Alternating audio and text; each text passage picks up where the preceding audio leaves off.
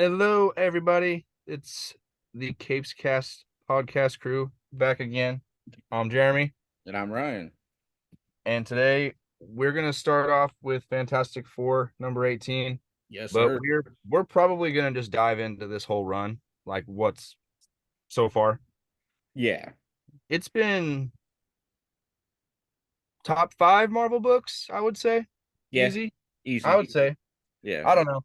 Like it's funny, man, because like obviously, like there are books that I'm like always looking forward to every month, like Immortal Thor or like Gods or Ultimate Spider-Man, but the quality of this book, whether it's like my one of my favorites, it's just good. It's just good. Yeah. Well, Like I think every it's just consistent. It's just so yeah, consistent. Like it's right. it and I would say like right now we're on issue 18, which nowadays I could say that that's a run because that's Yeah. a run nowadays. Like Yeah, usually things don't 12 is get to almost considered a run nowadays. right. And I could just say that already this is one of my favorite like top Fantastic Four runs. Just because it's giving us everything we need. It's got a story that runs all the way through while having episodic events. So there's like 2 to 3 issue arcs, which I feel like Fantastic Four just works that way. It's just kind of like the old Yeah. Stan Lee days, where it's just like, hey, there's some off the wall, wacky science stuff that they're Well, dealing which like I think that couples well with the fact that Ryan North has made it like he's really pushed to evolve their powers and change like the way that they use them. So like to give it would almost be like meaningless to give them just like, you know, 6 issue arcs or like just one long form story because then I feel like that would limit the number of characters and enemies and situations you introduce, you know. right. Whereas like if it's episodic like this, kind of more Silver Age style, you really get a chance to like let everybody flex their power and develop them and change them and do a lot of cool new stuff with them. Yeah, everybody gets their like time to shine because it's Yeah, episodic. yeah, So I'm really loving it. What's really cool about this issue though is yeah, of dude. we get a return of our boy. Mr. Franklin Richards has Yes, his sir. powers. So, I mean, Sort I sort guess we of. can kind of go over it real quick. Yeah. It was like what 2000? I think it was 2018. Yeah. Might well, no, it was when House and Power started. That was 2019, right? Yeah. So, at the beginning of Dan Slott's Fantastic Four, like this was the first run that they had post Hickman, and they had been gone after Secret War, So Right. like it was the first time they'd been back in their own title since I don't know, whenever Hickman's title finished. Right. Um, so then it's like probably, like a year or so into that run when like the Krakoa era starts and Hickman starts House and Powers. And I want to say I'm not sure which issue it's in, but basically Franklin is told like you're not a mutant. Like Right. which I don't know that anybody ever liked that retcon. Right. It wasn't the excuse that he was so powerful that he manipulated his genes to make it seem Yeah, like just it was a because mutiny. he can alter reality or whatever, like on an atomic level. So Xavier and Magneto basically said, "Oh, you aren't a mutant because you can make yourself one," which is Right. like up until that point, I thought I was under the assumption that mutants were just people born with powers, Right. I didn't realize you could you know. subconsciously just make And your and, and I know that there's like the X gene and all the other things that you have to take into account, but like if the dude can alter reality, it's just about as real for him to have an X gene as anybody else. right. Like it's the same reason why I think it's stupid that Wanda and Pietro, aren't Magneto's kids anymore, or they just Yeah. they just can't leave well enough alone when it comes to that kind of stuff, and it's just stupid. Didn't they But say that like it's his like step adopted children now or something like that? yeah, like yeah, it's complicated. Yeah, it's But it's he still considers them his kids, of so course. Of course. Magneto, whatever. But yeah, so basically, it's like Franklin like eventually loses his powers and is no longer considered a mutant. And this is all happening like during Slot's run. Yeah. And Which so I up just think it until was a way to write him out because they're like, hey, how could anything have stakes if you have somebody like Franklin Richards around? So it's like, hey, yeah, we gotta write him which out so we can have stakes. I can understand like that argument, but also it's like Do it better. if you're a good enough writer, you can Yeah. work around it. Yeah. Like, and this is not going to be the shit talk Dan Slot show, but like, Right. brother, you're past your prime, dog. Like, Yeah. you should stop. You should have never picked up Fantastic Four. It was whatever. Yeah. Um, and so we've up until right now, Franklin has not had his powers. Correct. But in this issue, it's revealed that one night every year, he allows, he basically has like a subconscious lock that unlocks once a year, and it allows him to have all of the like all of his memories from when he had his powers, of his entire life with his powers, all these things, Right. like when he had his future version come back and all the like all the Hickman stuff, and it's in here like pretty Mhm. much like all of the big stuff. He kind of just Ryan North just kind of goes over. Right. And that's just the intro to the issue, because then we notice that like Franklin is doing something one night out of every year to kind of save the planet or whatever. He's Right. just he allows himself this one night. And in this one, he is kind of he's noticing that there are was it invisible meteorites heading towards Basically Earth. asteroids. Yeah. Yeah, Visible. asteroids, yeah. Invisible asteroids. Okay, and like before we get going to like the actual story, like already we have the Fantastic Four riding invisible horses. Yeah. Which is Like so it's cool. just it's just silly fun stuff, man. Mhm. And it like when you stop and think about it, you're like, okay, they're riding invisible horses. But like when I was reading this, I didn't even think twice about it. I was like, that's normal. Like that seems Yeah. like something they could do, Yeah. you know? And then Carlos Gomez is a really, really good. I'm glad we got him as like the regular artist, at least for Yeah. now. Right. Because Ivan Coelho was good, but whatever happened with his schedule obviously didn't work out. So we've got Carlos Gomez now. Yeah. Yeah, cool stuff. Very sleek and Uh, modern art. Very sleek and modern yes, looking. yes, yeah. Everybody looks really, really, really good. Mhm. Um, yeah. So basically, it's like just them kind of like finding out where these asteroids are gonna hit, or yeah, these asteroids are gonna hit Earth, and how they're even gonna be able to see them since they're invisible. But they figure it out. They stop one of them, only for it to turn out that there's a bunch of them heading their way. Right. So they're just like struggling and like trying to figure out any possible way or combination of their abilities that they can to save the planet. Mhm. Um, so it and this reads pretty quick because it's It just does. kind of like Franklin's vision of it all, Right. this segment does. So, and then he sees like that they fail.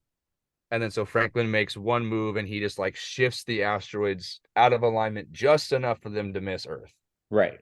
And then he goes back to sleep and his powers are gone, And he because forgets that he did yeah, that. and he forgets, right. Yeah. But then once he goes back to sleep, there's a little purple, glit of something, and it's Nick Scratch. Right. And I he's shown up, I'm pretty sure a couple times throughout this run, Right. kind of just like messing around in the background. And it's characters like him or like the giant rock monster that was like early on Yeah. make this feel just Silver Age. Right. You know, Where it's it's because like, hey, you thought you solved it. Wahaha, I'm doing something, it's like moving this out of the way. yeah, I foiled your plans. Ha ha. yeah. And then Nick Scratch is like, "Oh, nice try, Franklin. I'll just move them back." Yeah. He's like, "Goodbye, everyone." Yeah. Um, so like we basically see like a really fast forwarded version of all of those events again up until the first one crashes again. Right. So now they're like struggling, like, what do we do? How are we gonna fix this? And then you have Alicia. man, Yeah, and Alicia's she's such Alicia's a great character. I'm dude, really enjoying her. yes, bro. Like, Like she has been probably the best character in this book. yeah, You know what I mean? And that's like saying something because like all of these characters are super well written. right, That their interactions are great. They're like all of their relationships feel like genuine, but still somehow like every time that she has something to say or like she has like a suggestion, and for a character that's blind, she sees a whole lot more than everybody yeah. else, man. I mean, I She would say that they're like the Fantastic Five. It's just oh like man, them for right now. sure. Like, it's Like like and I'll even like right now to go back to that two-part arc where it's just Sue and Alicia, like because and Johnny, and Flameo, whatever his name is, yeah, that was funny. and that is the Fantastic Four because Reed and Ben are like being mind controlled by the rock monster. Yeah, But like she's the one that suggests is like that they make the giant octopus right, because she molded the clay or like you know what I mean. I'm like, dude, like it's just like that's what I feel like these characters are for. Like to like you get like all of the like the family stuff and the character stuff, but it's nice to see that they're also developing as heroes and not just like remaining stagnant. And they're when then to top it all off, they're in a place I don't think they've ever been before. Like the world kind of hates them right now. yeah, yeah. Nobody really likes the Fantastic Four after what happened in the first issue after they Like hid the sun. yeah, Yeah, yeah, yeah, they like yeah, blocked the exactly. sun. That too. Mhm. And then like when they made that block in New York disappear with the Baxter building and everything, like Exactly. so they're on the outs with the public at least Right, for right now. But this and that's another layer of this book too, man, is like even though they know that they're like, you know, kind of made a heel turn to the public eye, people don't like them, uh they're still going out of their way to do everything they can to save the world, like they're stopping disasters and events that nobody knows about.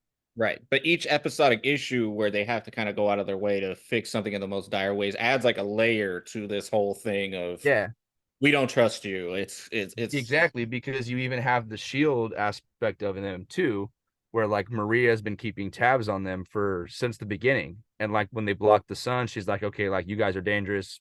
Let's go. right.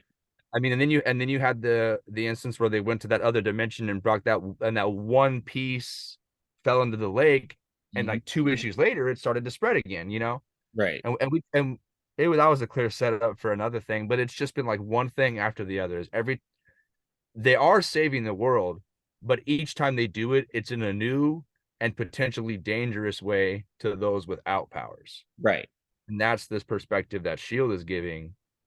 And it's like, I don't know that they're gonna set Maria Hill to be up like Amanda Waller. Right, that's what I I was hope getting at. I I was hope that's not the case. I I'm hope this is hoping it's what more of like a thing of like, "Hey, you're leaving us out." Like, if you're yeah, gonna do stuff like this, like, fill us in, we'll work with yeah, you, but, right, like, don't, work with us. I feel like it's gonna be more so like that. right. And the other thing too is like Sue worked for Shield for quite some time, so like I'm interested to see like if we do get like another like interaction between her and Maria, if that'll be addressed and she's like, hey, like we've worked together, you know what I mean? Yeah. Like, and Right. I don't know if they even remember that because that was pre, but Sue Normally was, to have a good handle on things that have yeah, happened. that's what I'm saying. Like, I don't know. We'll see what happens. I'm interested to see how that all plays out, Mhm. regardless, as long as it doesn't go Amanda Waller, which I don't think that it will. Right. Um, so yeah, Alicia Khan is the one that kind of been the one that's been encouraging a lot of their like power development because like you have the situation with the octopus. She's the one that's like, well, if you guys can't work it out independently from each other, why don't you just all combine your powers and all work together, like focus on one thing? Right. So then you get the idea of they make this like basically Johnny powers this giant heat cannon Right. and they just start blasting these um because it's who's it, Flameo, the one that's up there, and he's like hitting the asteroid so they can see them before they fall. Right. Yeah, so like they're all working in unison, and they're all working at like their max capacity right now. You know, like Johnny is not only summoning another like a flame person, he's also Like going funneling as the hard as rest he of can. that heat. Yeah. Yeah, the rest of that heat into that orb, so that way Reed and Ben can fire off the like the lasers. Right. So it's cool, man. It's cool to see them work together in really unique ways. Each like every issue, it's different every time. Yeah. And that's what makes this book, I think, really it really sets it apart from everything else. Because a lot of the books at Marvel, I would say, feel like pretty Silver Age. Mhm. Like Doctor Strange kind of feels that way. Immortal Thor is just like Yeah. the most modern Silver Age book that you know what I mean? Like everything that the entire history of that character is brought into the modern age, and it's like everything is current. Right. But like this, I think this does a really good job of like having that like campiness that the Silver Age used to have, but like taking advantage of what modern comics offer. Right. You And I know, mean, like I'm gonna do it, but I think this like little funny image of Reed with his eyes says enough, of that where it's such a dire situation. You're getting something so yeah. so silly, like just Uh, looking at this dire situation, and I'm like, this just works. It works so well. Like I haven't felt I love Hickman's run, but it didn't feel like this, right? Like yeah. this feels like a return to Like, yeah. and I love that. And I love these like little moments where it's like, oh my God, it's so dire, but it's so wacky you can laugh at it too. Yeah. Great stuff. Yeah. So like, and then it kind of wraps up after that, you know, knowing they've saved the day. Franklin's kind of like, oh, I didn't know you guys could do that. That's so crazy. You Right. know, because he's none the wiser now because the clock is rolled over and he doesn't remember what happened. Right. Um, and then the final page is just Maria Hill being like presented with a folder full of uh how they have been combining their powers and just it looks like they've been keeping tabs on them for a while, Right. but also it looks like this is a list of like speculated combinations for their abilities. So it obviously this has been working on like they've been working on this in the background. So who knows what possible combinations that Shield thinks that they can do versus what they can really do, Right. you know, because you could I'm sure I would imagine that like an organization like Shield would be running all of the possible simulations of like how can they use their powers in this way, like you know, like kind of like running like the code combinations until you unlock it, just Right. running through all of these simulations because it's a stack of papers, man, and we've only seen a handful. Shit, maybe Alicia should work for Shield because she's getting all that down pretty quick. Like you should do Yeah, this. She's getting those combinations down pretty quick. But yeah, because what is this character? Yeah, this character said, um, and the better news is while Susan and Johnny Storm did combine their powers in a new way, it was one that this time we'd already speculated was possible. right, because basically what they did was basically Johnny used his fire and shined it so bright that Sue could manipulate the light to then Yeah, manipulate the asteroids, which is pretty cool. yeah, That's a pretty neat idea. yeah. One question I do have that I'm wondering now is since Franklin comes back once a year, do you think the next time he gets his powers, he's going to be aware that Nicholas Scratch undid his thing That's possible and then be like, because oh, because last time I did this, I was supposed to move those yeah, asteroids and it well, failed. yeah, because exactly because he'll remember having done it, and then he'll also remember having had that conversation at the breakfast table with his family. Exactly. You And know, it's so like, well, like if I did that, then why did they have to fix it? right, And if he's right, got right, nothing but cosmic awareness of everything, I'm sure he's going to know that Nicholas Scratch did it. yeah, We and that wonder, because they've done this before, like with the Baxter building, like that was yeah, gone for like a year. And yeah, 12 issues later, it came back. yeah. I that's something I had to think about, man. Like this annual payoff I like that. That's very cool. Yeah, Like we get obviously year one wrapped up with the return of the Baxter building, and then we get what would probably will be the next year or two of this book, right. and it would be this moment Yeah, of when now we have to wait a whole nother year for Franklin to recall the events of this and to learn that Nick Scratch is behind it. I wonder how many more times we're going to see him show up. Right. That's pretty Man, cool. I'm thinking that about is that, cool. like, dude, that's a cool idea. I, I, it might be a long shot, but I would love to get Ryan North on here to maybe chat about it. That'd be dope, dude. That'd be dope. I'll see if I can reach out to him on Instagram or something, Yeah, that'd or be if, dope. like whatever, like email him or something. I don't know. This book is cool, man. I really like it. I would love to get. I would love to pick his brain about some of the ideas that he might have. Yeah.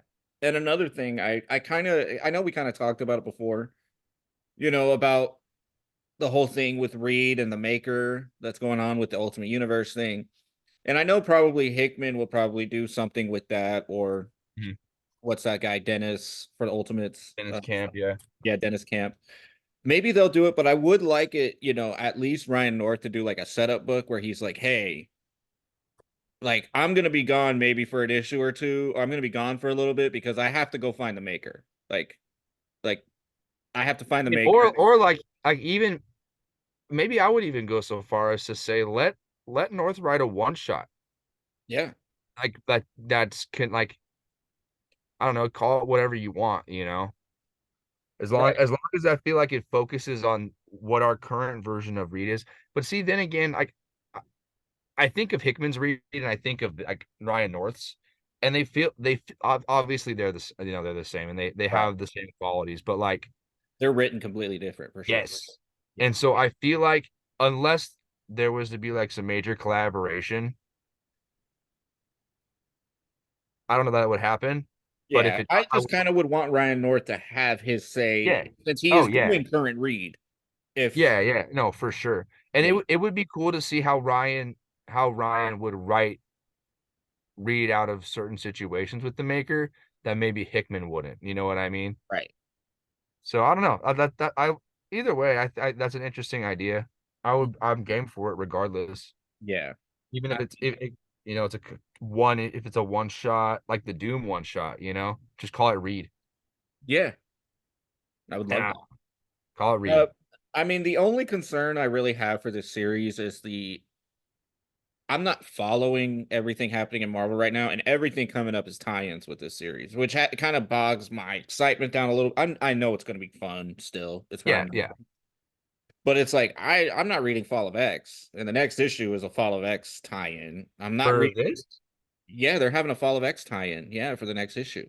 for this, or for a because I thought the next issue for this is the You could be right. pulpy I could be mixing up Avengers event. and Yeah, Avengers is the one that has the right, tie-in. but But this one's gonna I'm have a pretty blood sure hunt. this does have a yes. I'm pretty sure this does have a Blood Hunt tie-in though. I think you're right, Yeah.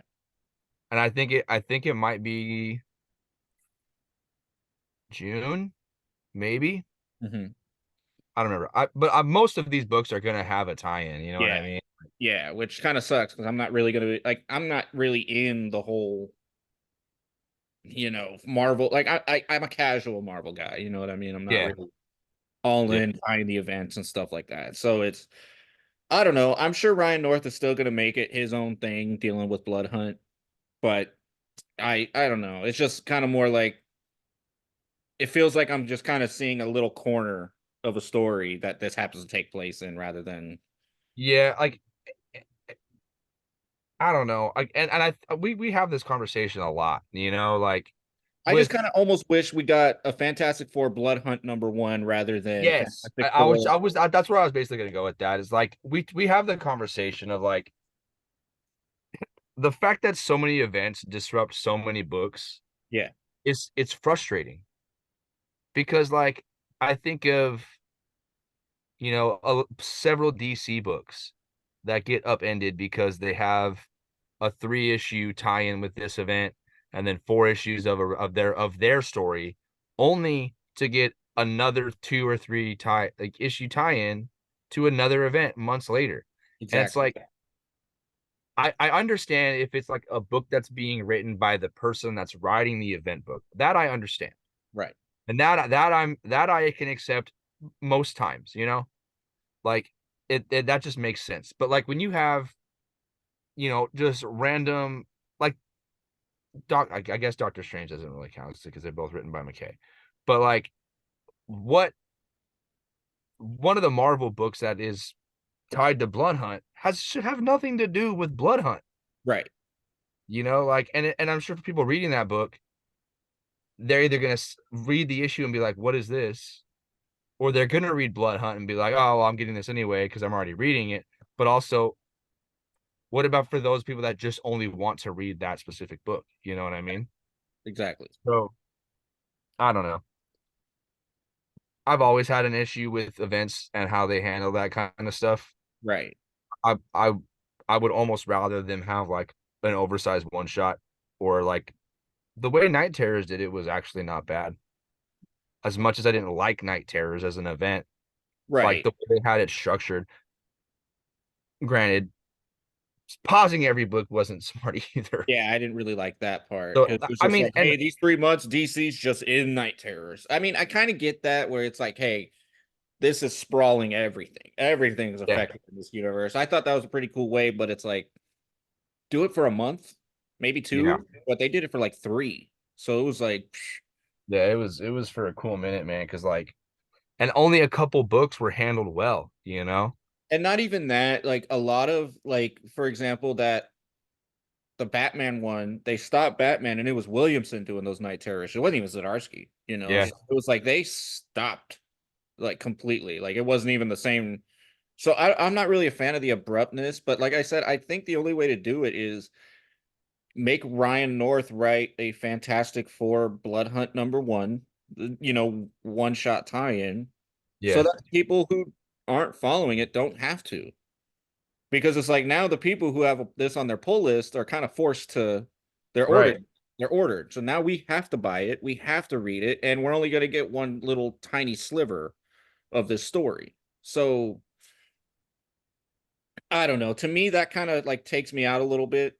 Um, It's 21 is the 21. Blood Hunt tie-in. And it's just one issue, right? Um, it appears that way for now, Okay. but Blood Hunt also goes on for a couple months. Right. Well, so it starts next week, I think. Hmm. And yeah, it'll be probably till August, I think is when it'll probably finish. Yeah. But yeah, I mean, who's to say? There's probably let me look up solicitations for June, see how Yeah. many books are actually like Blood Hunt tie-ins. Because I'm sure McKay's going to do a great job. I mean, Pepe Larraz's art is always Like, fantastic. okay, here's a good example. Venom. Yeah. Why does Venom have to be a Blood Hunt tie-in? Right. Like, cool, I get to see And who's writing it? it's Ewing still. But yeah, maybe cool. I get to see Space Vampire Threcker, and it's an excuse for Ewing to use a random character nobody's ever heard of, Right. But like,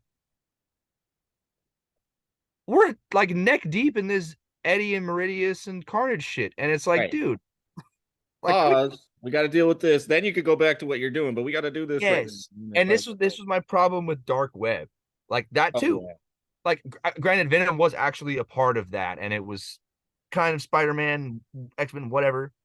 But like, Ewing had to basically finesse his way through that event and still get to the Bedlam stuff, and then still push all of every like his book through it, and it sucked Exactly. because that issue, it was like whatever, bro. It was just a whatever issue, and it literally ends with getting Venom to where he needs to be, and you could have told a way better story with those Right. two tie-ins. But it's like, give me a fucking break. Yeah, because I would say at least for DC, I would say it's frustrating like that only for like titles like Batman because they have to put Batman in everything, Yeah, right? So it's like, I would be, it's kind of frustrating. It's already frustrating to read Batman for the story as it is. But when you're reading it and you're like, okay, Zdarsky's story, and then it's like, boom, now Batman's a vampire. Now Batman's a freaking werewolf, and we got to deal with right, that for like a month or two now. right. Zdarsky can continue. Then it's Like, like, oh, okay, and here's a good example. There's like literal there's multiple blood like X-Men Blood Hunt Jubilee #1. yeah, exactly. You, Exactly. you like you could do that, but you're Exactly. gonna disrupt like unless Ryan North was like, hey, I want to write a vampire issue, and which if that's the case and he was like game for it and he had a really cool idea, then I'll stop bitching about it. Well, I just hope it's kind of like more episodic, where it's like, hey, vampires are happening, and we got to have the Fantastic Four do Yeah. some wild stuff to get past this, and it's Yeah. just something Yeah, happening like in their yeah, world. which is best case scenario. Like, and if Yeah, that's the case, I'll stop bitching about it. You know what I right. mean? I would rather Like, the vampires go to their world rather than them having to go to the blood hunt event. you have to, yeah, I yeah, mean, yeah. Which yeah, exactly. Which right. I would just so, like to see a self-contained adventure where they can solve like vampires, you know, wherever the hell they're living, because they're still at Aunt Petunia's house, right? no, the vampires, or you're talking the No, Fantastic the Four? Yeah, Fantastic Four. yeah, they're over at Epicene still. Have the because the vampires took over the world or whatever. Like have the vampires that are the closest city over find their way to the house, and you could do like a zombie style whatever that like defend the camp kind Right. of issue. You know what I mean? Like it would be cool. And I'm just throwing shit out there, but like Which also, I Vince, just gotta say, I'm burnt out of these vampire events. I'm burnt out of vampire events. I'm burnt out of zombie events. I'm burnt out. Like we I just just had DC versus vampires, which wasn't very good. and it's getting a sequel, man. And aren't you so excited? No, that'll be one I'm skipping for sure. Like I'm not. That's not something I'm buying. All right. Well, what else? Okay, we got a few minutes left. Mhm. Um, what would you say has been your favorite issue or favorite like moment in this run so far for Fantastic Four? Hmm. Honestly, I gotta say, there's so much. I don't know. What would you say? What would you say? Because I'm trying to think. Right now, I'm at a toss up between the probably the Flameo issue, Yeah, that was pretty fun. that one, or when the Ben and Dinosaur Ben are against the two That's got to be Dooms. it. Yeah, that's got You to know be what it. I mean? Like it's That's so got to be funny it. because they're like, he's gonna betray you, and he's like, no, we Yeah, would know. I that's got would to be know if he mine. would. Is that whole Doom Tyrannosaurus Doom working together and then knowing that they're going to betray each other. Dude, It's and like I, perfect. I don't that was Marvel's answer to Jurassic League. Yeah, It was so cool. It was so fun, man. It yeah, was okay. For anybody that's gonna watch this, I don't care if you're reading Fantastic Four or not, go read that arc. yeah. It is probably one of the most fun stories that Marvel's put out in a long time because it's just everything you love about Marvel plus dinosaurs. Yep.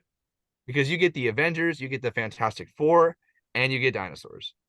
And And it's Doctor, cool. and it's the And best. Doctor Doom. So You like get, what more could you ask for? Like it's just a cool ass story and arc. let me just say that cover is probably Dude, the yeah, best Alex cover. Ross, Doom riding the dinosaur. That It's fire. was that is perfect. Like Absolutely I crazy. want that framed and put on. Like I want that. Like that is such a dope picture. You, Just maybe you can find a poster of it or a print or something, man. I would hope, dude, because That Dinosaur would be Doom and sick, dude. Doom writing Dinosaur Doom was just too perfect. It's awesome. That's yeah, it is so cool.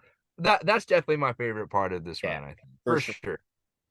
Or like I think the other issue I really like is the one where they're where when they get Princess Yep. and they're all then the whole issue's been falling through the like falling in the hole and he finally figures it out. Yeah, I like when they just use the characters in awesome and new and unique ways. Yeah, it was almost Wizard of Oz feeling like him following the Yeah. purple dog. It was pretty cool. Yep. All right. I think that's all we got time for, guys. Everybody go read Fantastic Four by Ryan North. It's awesome.